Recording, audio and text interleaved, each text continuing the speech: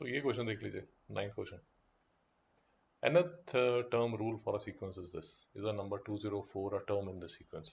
ऐसे क्वेश्चंस में आप ऐसे करेंगे, n square minus 21 is equal to 204 लिख देंगे। मेरी बात समझ में आई नहीं आई?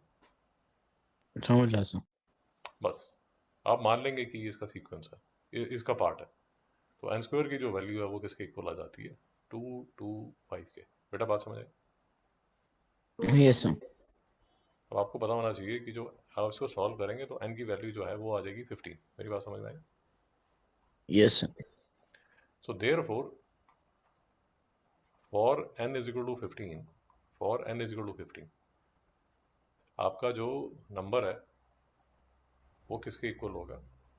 15 square minus 21 is equal to 204। बेटा बात समझ आई नहीं आई? समझ रहा सर। तो अगर आप ये सीक्वेंस लिखेंगे, अगर आप ये सीक्वेंस लिखेंगे, इसको यूज करके अगर आप एक ऐसा सीक्वेंस लिखते हैं, first term, second term, third term, fourth term, fifth term, sixth term, seventh term, तो इसका जो 15th टर्म है, इसका जो 15th टर्म है वो किसके इक्वल होगा? 204 के। बेटा कोई डाउट? No doubt sir. तो ये तो सिंपल सा क्वेश्चन है, इसमें कोई ज़्यादा तकलीफ नहीं है।